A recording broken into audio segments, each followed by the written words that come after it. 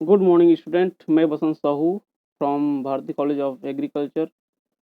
आज मैं BSc agriculture का एलिमेंट्री स्टैटिस्टिक्स लेकर आया हूँ और आज का हमारा टॉपिक है कुछ सैंपल्स और कुछ इवेंट्स। ठीक है, तो आइए हम सबसे पहले देखते हैं सैंपल स्पेस या नमूना स्थान जिसको बोलते हैं। ठीक है, तो ये सैंपल स्पेस होता क्या है, किसको कहते हैं, इसके बारे में हम देखेंगे। तो a set of all possible outcomes from a an experiment is called sample space. अर्थात एक प्रयोग से सभी संभावित परिणामों का एक सेट नमूना स्थान कहलाता है। ठीक है, यानी कि एक प्रयोग जो हम लोग करते हैं उसमें से हमको जितना भी रिजल्ट मिलता है, जितना भी परिणाम हमको मिलता है, उसके पूरे एक सेट को नमूना कहा जाता है। ठीक है, जैसे कि for example a set of 5 seeds are sown in a plot. None may germinate, 1, 2, 3, 4 और all 5 में germinate। अर्थात क्या होता है, यदि हम किसी भी एक स्थान पर, एक जमीन पर 5 बीज का एक सेट को बोते हैं या जगाते हैं तो कोई भी अंकुरित नहीं हो सकता है या फिर सभी अंकुरित हो सकते हैं। ठीक है, अर्थात संभावित परिणाम यहाँ पर क्या हो सकता है, शून्य भी हो सकता है या एक भी हो सकता है या दो, तीन, चार या पांच भी हो सकता है। ठीक है, तो इस प्रकार से जी जो हमको जितने भी एक सेट मिलता है, 0 से लेकर 5 तक का एक सेट हमको जो मिलता है, वो the set of numbers is called a sample space. तो यही जो सेट है उसको हम कहते हैं सैंपल स्पेस। ठीक है, etch possible outcome element in a sample space is called sample point. इसका मतलब क्या है, नमूना स्थान में प्रत्येक संभावित परिणाम या तत्व को नमूना बिंदु कहा जाता है। समझ आया। उसके बाद हम पढ़ेंगे थकाऊ घटनाएं, यानी कि कुछ इवेंट्स होता है। ठीक है, तो उस इवेंट्स के अंतर्गत पहले हम पढ़ेंगे एग्जस्टिव इवेंट या जिसको हिंदी में बोलते हैं थकाऊ घटनाएं। ठीक है, तो थकाऊ घटनाएं या फिर एग्जस्टिव इवेंट होता क्या है, the total number of possible outcomes in any trial is known as exhaustive event और exhaustive cases। अर्थात किसी भी परीक्षण में संभावित परिणामों की कुल संख्या को क्या कहते हैं हम लोग, संपूर्ण घटनाएं या थकाऊ घटनाएं या एग्जॉस्टिव इवेंट्स कहते हैं।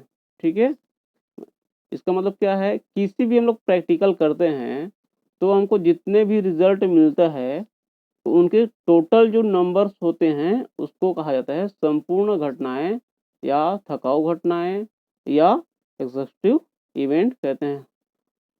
फॉर एग्जांपल फर्स्ट हम देखेंगे यहाँ पर, when pesticide is applied pest में सर्वाइव और die, there are two exhaustive case नेमली।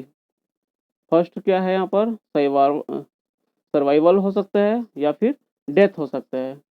अर्थात जब किसी स्थान पर हम लोग कीटनाशक लगाते हैं या डालते हैं तो वहाँ पर के जो कीट होता है वो या तो मर जाता है या फिर जीवित रहता है। मतलब यहाँ पर दो संभावनाएं हो सकती है।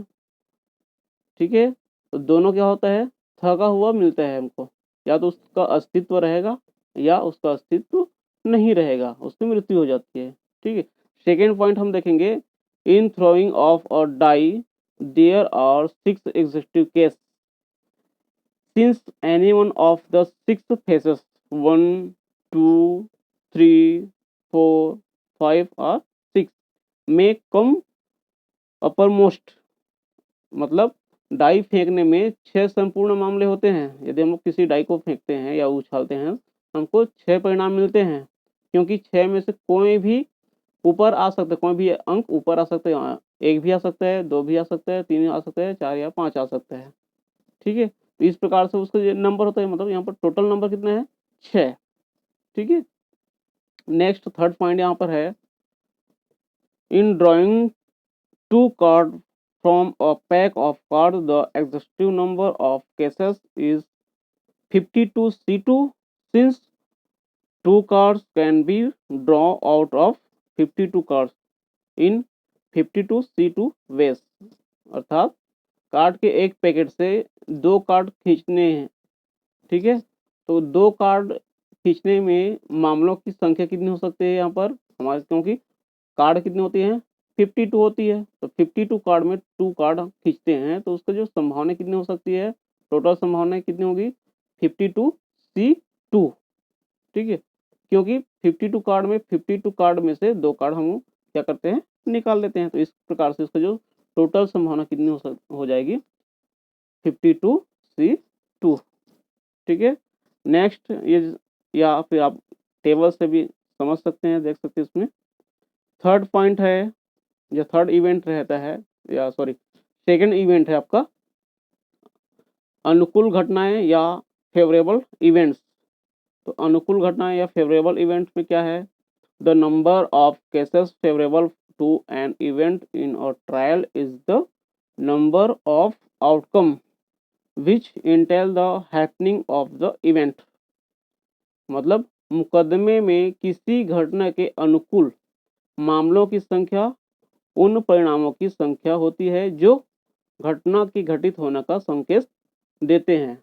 अर्थात कोई भी घटना में उसके अनुकूल मामलों की संख्या, ठीक है, उन परिणामों की संख्या होती है जो कि घटना होने के हमको संकेत देती है, ठीक है। फॉर एग्जाम्पल हम देखेंगे यहाँ पर, फर्स्ट एग्जाम्पल है when a seed is so if we observe non-germination of a seed, it is a favorable event. If we are interested in germination of the seed, then germination is the favorable event.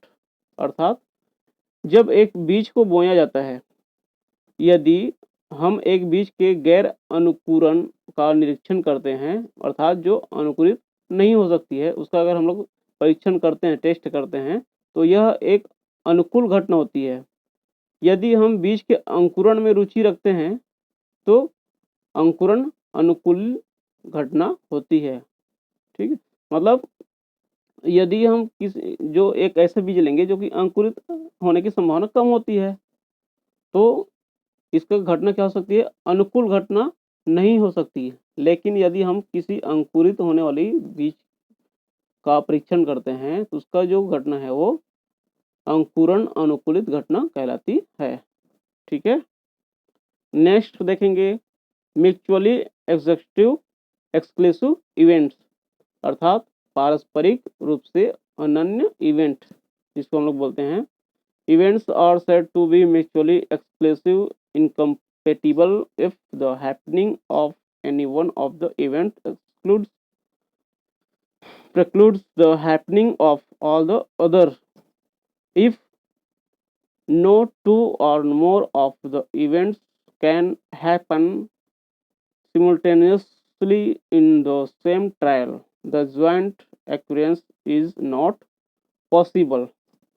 अर्थात क्या होता है, event को परस्पर अनन्य या असंगत कहा जाता है। कब कहा जाता है, यदि किसी एक इवेंट को छोड़कर अन्य सभी इवेंट के होने को रोकता है। यदि कोई भी 2 या अधिक इवेंट एक साथ नहीं हो सकते, तो इस प्रकार के जो इवेंट होती है उसमें जो परीक्षण है वो संयुक्त घटना संभावित नहीं होती है। तो इस प्रकार की जो घटना है उसको क्या कहते हैं, पारस्परिक रूप से अनन्य इवेंट। जैसे कि एग्जाम्पल हम देखेंगे, फर्स्ट एग्जाम्पल यहाँ पर ले लेंगे, बीज के अंकुरण के अवलोकन में क्या होता है, बीज या तो अंकुरित हो सकता है या यह अंकुरित नहीं होगा। In observation of seed germination the seed में अदर जर्मिनेट और इट विल नॉट जर्मिनेट। तो अंकुरण और गैर अंकुरण परस्पर क्या होती है, एक अनन्य घटनाएं कहलाती है। या तो वो अंकुरित हो सकती है या तो वो जर्मिनेट हो सकती है या फिर जर्मिनेट नहीं हो सकती है। तो इस प्रकार से दोनों क्या है, एक अनन्य घटना कहलाती है, ठीक है। अगला इवेंट, नेक्स्ट इवेंट जिसे हम देखना चाहें, equally likely event. Equally likely event यानी कि समान रूप से संभावित घटनाएं। ये क्या हो सकती है?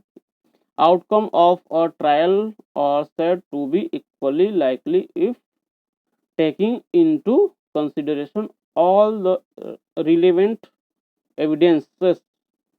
There is no reason to expect one in preference to the other.